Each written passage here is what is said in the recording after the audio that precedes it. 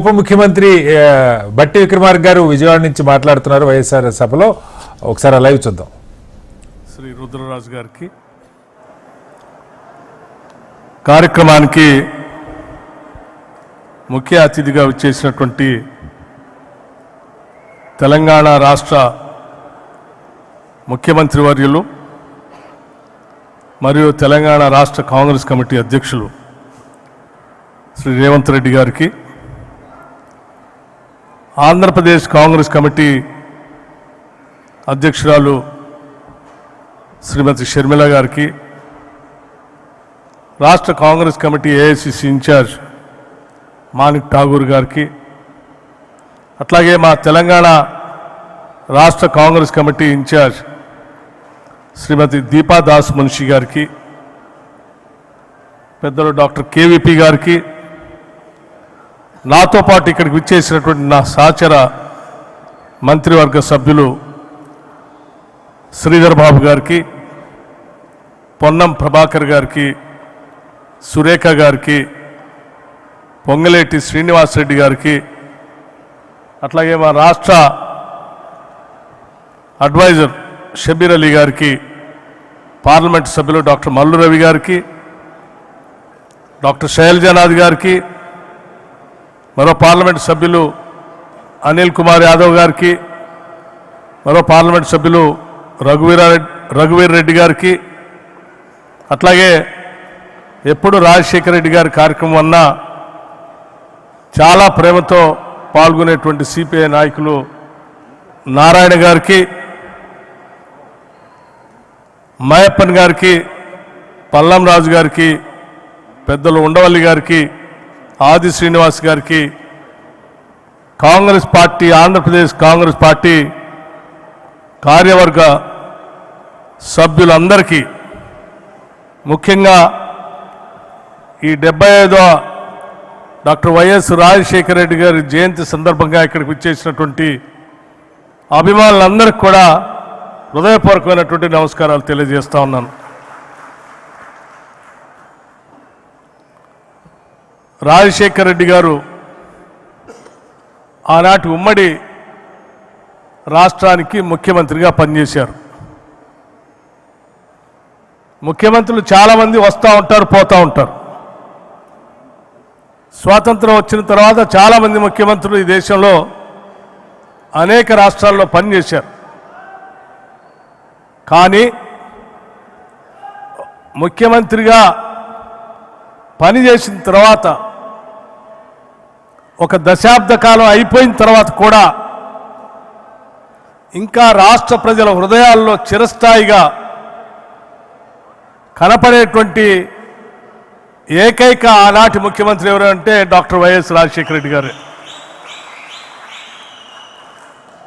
పాలన అంటే, పాలకుడు అంటే ఎలా ఉండాలో ప్రజాస్వామ్య దేశంలో చేసి చూపించారు డాక్టర్ వైఎస్ రాజశేఖర రెడ్డి గారు. ఒక పక్కన అభివృద్ధిని, ఇంకో పక్కన సంక్షేమాన్ని, రెంటిని రెండు కళ్ళలాగా సైమల్టేనియస్గా ప్లాన్ చేసుకుంటూ రాష్ట్రంలో ఈ దేశంతో పోటీ పడేటట్టుగా అభివృద్ధిలో రాష్ట్రాన్ని ఉంచారు. ఈ రాష్ట్రంలో ఆంధ్రప్రదేశ్లో పుట్టడం మా అదృష్టం అని భావించేటట్టుగా పేద మధ్యతరగతి కుటుంబాలందరికీ సంక్షేమ కార్యక్రమాలని అందించారు. ఏ ఒక్క పేదవాళ్ళు కూడా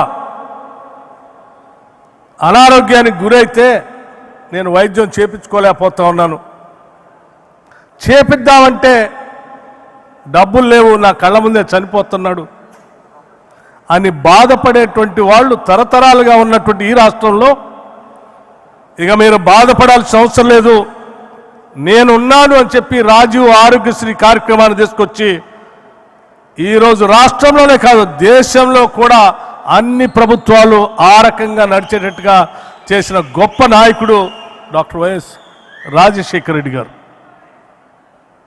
ఈరోజు దేశంలో రైతుల గురించి చాలామంది మాట్లాడుతూ ఉన్నారు. కానీ మొట్టమొదటిసారి ఈ దేశంలో రైతుల బాధలు తెలుసుకున్న తర్వాత, ప్రత్యక్షంగా వారు పాదయాత్రలో చూసిన తర్వాత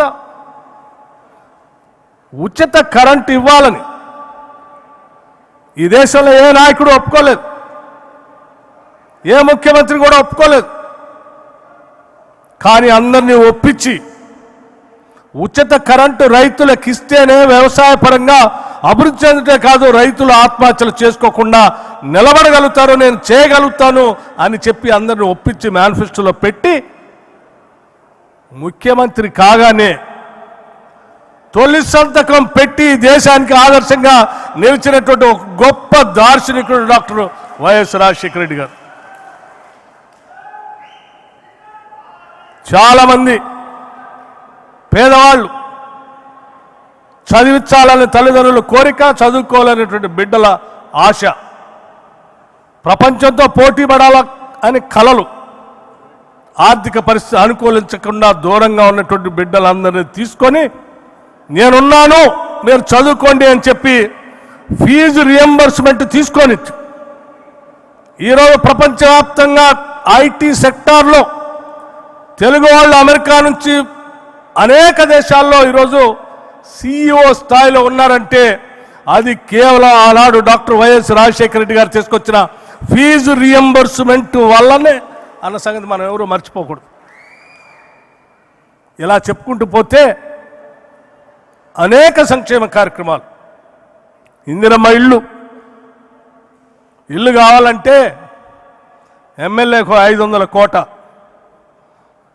కాదంటే 1000, ఇన్ఛార్జ్ మంత్రితో అది కూడా సంతకం పెట్టించుకొని నియోజకవర్గానికి ఇచ్చే పరిస్థితుల్లో కాదు. ఈ రాష్ట్రంలో గుడిసె అనేదే ఉండటానికి వీల్లేదు. శాచ్యురేషన్ పద్ధతిలో అందరికీ ఇళ్ళు ఇస్తాను నేను. కులం లేదు, మతం లేదు, రాజకీయం లేదు, ప్రాంతం లేదు, అందరికీ ఇళ్ళు ఇచ్చే కార్యక్రమాన్ని చేపడతానని ఇందిరమ్మ ఇళ్ళు ఇచ్చినటువంటి మొట్టమొదటి రాష్ట్ర ముఖ్యమంత్రి డాక్టర్ వైఎస్ రాజశేఖర రెడ్డి గారు ఈ దేశంలోనే. అనేక సంక్షేమ కార్యక్రమాలు చేసినటువంటి అటువంటి గొప్ప నాయకుడి దగ్గర పార్టీలో పనిచేసే అదృష్టం, శాసన మండలిలో పనిచేసేటువంటి అదృష్టం, శాసనసభలో చీఫ్ విప్గా పనిచేసేటువంటి అదృష్టం కలగటం నేను నా అదృష్టంగా నేను భావిస్తా ఉన్నాను. అటువంటి నాయకుడి దగ్గర తర్ఫీదు పొందటం, పనిచేయటం. మేమంతా ఆ రోజు చీఫ్ విప్గా నేను, విప్పులుగా డాక్టర్ శైలజనాథ్, కొండ్రు మురళీగన్, మా ముగ్గురిని పెట్టి సభా వ్యవహారాలు నడిపేటప్పుడు మాకు తర్ఫీదు ఇచ్చారు. శాసనసభ్యులు కానీ, ప్రజలకు కానీ, చట్టసభలో కానీ, పాలనలో కానీ ప్రజల కోసం ఏం చేయాలో చాలా స్పష్టంగా మా అందరికీ తర్ఫీదు ఇచ్చి నిలబెట్టినటువంటి నాయకుడు ఆయన. చివరి రోజు మేమంతా అడిగాం, శాసనసభ అయిపోయింది, చిట్ట చివరి రోజు తెల్లారే రచ్చబండ కార్యక్రమాన్ని ప్రకటించారు. వారిని ప్రత్యేకంగా కలిసి అడిగాం, సార్ ఒక్కరోజు గ్యాప్ ఇద్దాం సార్, శాసనసభ్యులంతా కొత్త గెలిచి వచ్చారు, ఒక్కరోజు గ్యాప్ ఇస్తే మళ్ళీ వాళ్ళ నియోజకవర్గాల్లో పోయి పండగ చేసుకుంటారు సార్ అంటే, లేదు, ప్రజలు ఎంతో నమ్మకంతో మనల్ని గెలిపించారు, ఒక్క